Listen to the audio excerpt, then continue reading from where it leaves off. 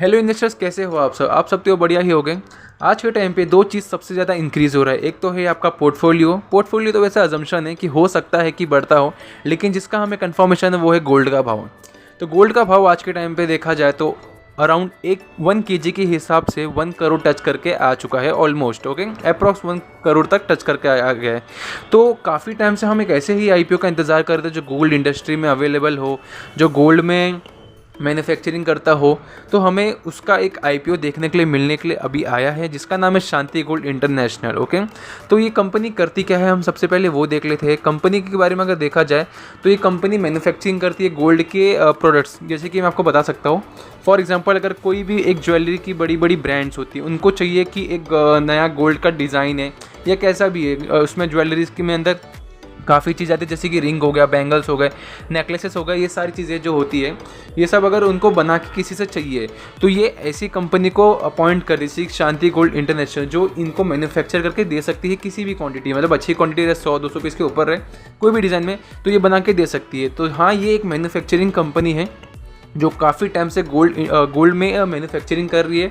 Gold के bangles सब चीज़ें मैन्युफैक्चरिंग कर रही है। अगर देखा जाए तो उनका मैन्युफैक्चरिंग जो ज़्यादातर होता है वो है अराउंड अंधेरी ईस्ट में, मुंबई के अंदर। इनके पास टोटली 13,450 अप्रॉक्स स्क्वायर फीट का एरिया है।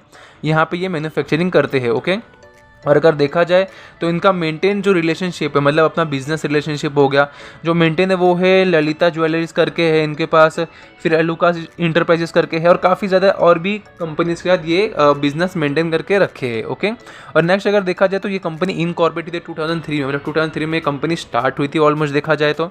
और ये टोटल 15 स्टेट्स में और 1 यूनियन टेरिटरी में अवेलेबल है। ओके, और अगर देखा जाए तो कौन से स्टेट में अवेलेबल है वो है मुंबई, बेंगलोर, चेन्नई, हैदराबाद, और काफ़ी ज़्यादा अलग अलग स्टेट्स में अवेलेबल है, काफ़ी सिटीज़ में अवेलेबल है। और अगर देखा जाए तो ये कंपनी करती क्या है और किस चीज़ों में डील करती है, वो है बैंगल्स हो गए, रिंग्स हो गए, नेकलेसेस हो गए, और काफ़ी ज़्यादा अलग अलग आइटम्स में डील करती है ज्वेलरीज के अंदर। ओके, और अगर देखा जाए तो इनके पास अकॉर्डिंग टू 31 मई 2025 total 222 employees on payroll and 100 contract labours available है। तो अब कंपनी के हम ज़रा आईपीओ की डिटेल्स के बारे में देख लेते हैं। कंपनी का आईपीओ जो स्टार्ट होगा, डेट है 25 जुलाई को है, और 29 जुलाई को इसका एंड है। मतलब आपको ये दिनों के बीच में आईपीओ को बिड करना होगा अगर लेना है तो।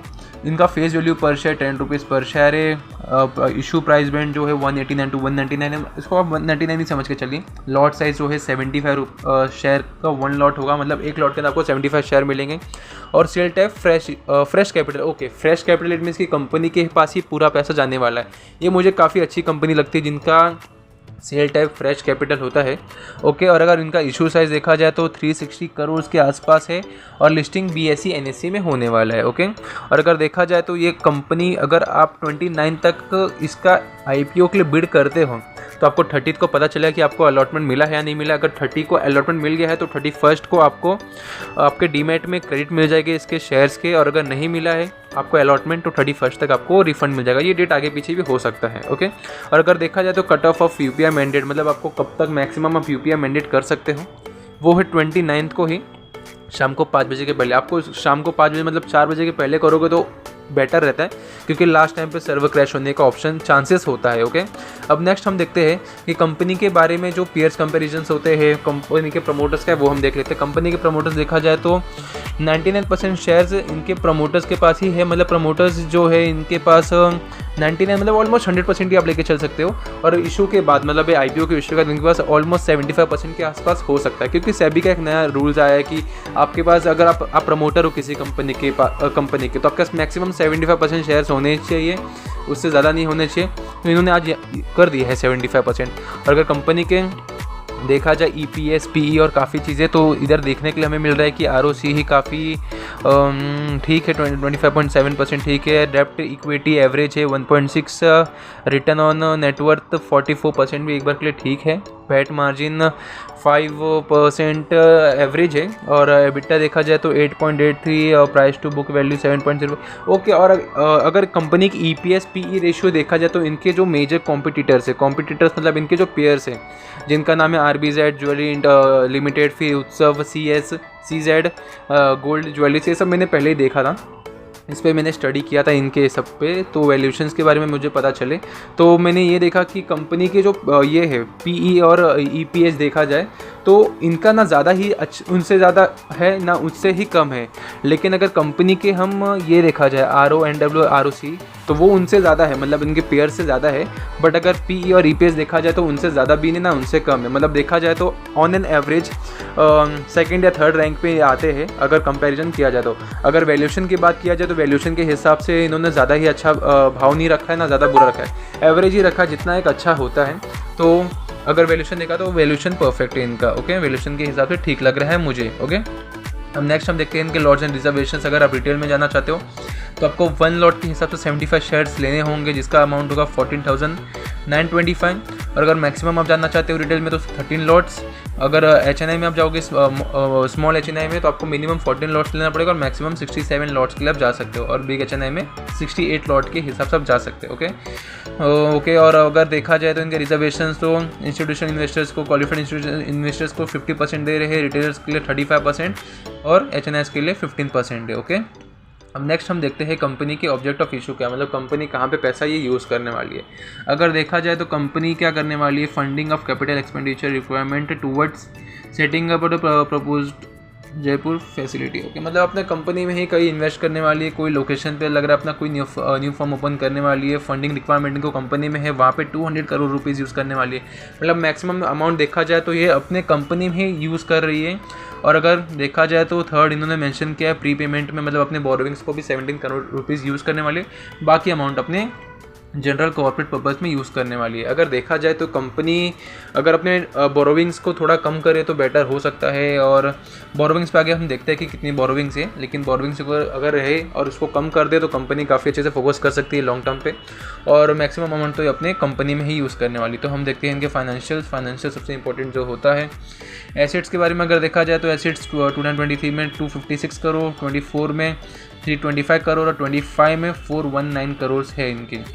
अगर एसेट्स में देखा जाए तो एसेट्स इनके अच्छे हैं, एसेट्स में अच्छे खासे इनको इंक्रीमेंट देखने के लिए मिल रहे हैं। और अगर लॉन्ग टर्म पे देखा जाए तो ये एसेट्स को मेंटेन भी करके रखे, 2023 से 25 तक इनके एसेट्स में अच्छी इंक्रीमेंट देखने के लिए मिल रही है। और रिवेन्यू में देखा जाए तो 682 करोड़ 23 में, 715 करोड़ 24 में और 25 में 1112 करोड़ के आसपास इनका रिवेन्यू। और प्रॉफिट आफ्टर टैक्स अगर देखा जाए तो 19 करोड़ 23 में, 26 करोड़ 24 में, 56 करोड़ के आसपास 25 में, 24 में था इनको 26 करोड़। अगर लगभग मैं देखूँ तो इनका 23 में अराउंड 3% का मार्जिन के लगभग है, और 24 में देखा जाए तो लगभग 4% के आसपास है, 25 में देखा जाए तो 5% के आसपास इनका दिख रहा है। मतलब इनका जो मार्जिन है, मार्जिन के हिसाब से देखा जाए तो इनके ग्रोथ में मार्जिन में भी है 3%, 4%, 5%, मतलब पर ईयर के हिसाब से इनका यहाँ पे मार्जिन इंक्रीज़ हो रहा है रिवेन्यू और प्रॉफिट आफ्टर टैक्स के बीच में। और अगर एबिटा देखा जाए तो एबिटा में भी इंक्रीमेंट देखने के लिए मिल रहा है, काफ़ी अच्छा इंक्रीमेंट देखने के लिए मिल रहा है। 23 से 25 के बीच में डबल हो गया है, 45 इंटू करेंगे तो 790 होता है, तो ये पॉजिटिव चीज़ है। नेटवर्थ देखा जाए तो नेटवर्थ में भी इंक्रीमेंट देखने के लिए मिल रहा है, यहाँ पे भी नेटवर्थ 23 से 25 के बीच में डबल हो चुका है। 23 में 69 करोड़ था, 24 में 96 करोड़ और 25 में 152 करोड़, मतलब 23 से 25 के बीच में इनका नेटवर्थ में डबल हुआ है। बट बोरोविंग्स देखा जाए तो बोरोविंग्स भी इनका इंक्रीज़ हो रहा है, जो है 165 करोड़ 23 में, बोरोविंग्स 24 में है 210 करोड़ और 25 में 233 करोड़, मतलब बोरोविंग्स थोड़ा कंपनी पे इंक्रीज़ हो रहा है। बट एसेट्स और रिवेन्यू सब देखा जाए तो वो हिसाब से कंपनी पे ओवरऑल फाइनेंशियल्स इनका मेरे को पॉजिटिव ही दिख रहा है, ज़्यादा नेगेटिव, मतलब नेगेटिव नहीं लग रहा मेरे को और एवरेज भी नहीं, लेकिन थोड़ा पॉजिटिव मेरे को लग रहा है। लेकिन अगर बोरोविंग कंपनी कम कर दे थोड़ा बहुत तो बहुत अच्छा हो सकता है, ओके। अब नेक्स्ट हम देखते हैं grey market premium. Grey market premium में अभी इनका कोई भी नहीं दिख रहा है, कोई भी मतलब डेटा नहीं मिल रहा है, तो grey market premium I think so जल्द ही हमें देखने के लिए मिलेगा। और ग्रे मार्केट प्रीमियम के हिसाब से अगर देखा जाए तो अभी कुछ इसमें दिख नहीं रहा है, बट एक्सपेक्टेशन हम कितना रख सकते हैं। अगर मार्केट के सिनेरियो के हिसाब से बताऊँ मैं, गोल्ड एक ऐसा सब्जेक्ट है जहाँ पे मैक्सिमम जो इन्वेस्टर्स है वो लॉन्ग टर्म पे फोकस करना पसंद करते हैं, अगर आप सिर्फ लिस्टिंग गेन के लिए जाना चाहते हो, अगर ग्रे मार्केट प्रीमियम के हिसाब से आप देखोगे तो मेरे को लगता है कि इसमें अराउंड 10 to 15% तक मैक्सिमम हम प्रेडिक्ट कर सकते हैं कि तब तक उतना मिल सकता है 10 to 15%, बट हो सकता है कि ना भी मिले।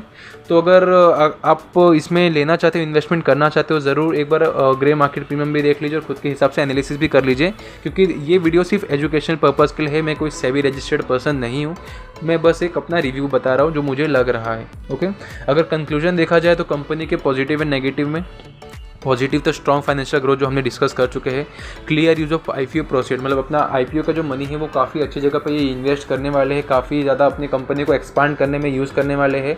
और इनके अगर थर्ड पॉइंट देखें, in house design and large client base, मतलब ये खुद डिज़ाइन क्रिएट करते हैं। कोई भी डिज़ाइन किसी भी दूसरी कंपनी को चाहिए तो ये वैसा डिज़ाइन बना के देते हैं, और इनका क्लाइंट बेस काफ़ी पॉजिटिव और काफ़ी स्ट्रॉन्ग है। अगर नेगेटिव की बात किया जाए तो high regional and production concentration, मतलब ऐसा होता है कि नेगेटिव पॉइंट यहाँ पे ऐसा है कि हाई रीजन, मतलब अगर कोई भी नया प्रोडक्ट आया है, अगर उस पर ज़्यादा ही फोकस करना पड़ता है, अगर ज़रा भी मिस्टेक होता है तो डिज़ाइंस में काफ़ी इश्यूज़ क्रिएट हो सकती हैं। सेकेंड चीज़ में ये है कि गोल्ड की प्राइस काफ़ी वॉलेटिलिटी रहती है, काफ़ी इंक्रीज़ होती है, काफ़ी डिक्रीज़ होती रहती है, तो एक ये हो सकता है। बट नेगेटिव मेरे को इतना ज़्यादा बड़ा नहीं लग रहा है, पॉजिटिव काफ़ी पॉजिटिव लग रहा है मेरे को। तो ये था आज का हमारा रिव्यू वीडियो पसंद आया तो ज़रूर लाइक कीजिए, सब्सक्राइब कीजिए, और ज़रूर कमेंट सेक्शन में बताइए कि आपको वीडियो कैसा लगा और आप इसमें इन्वेस्ट करने वाले हो या नहीं करने।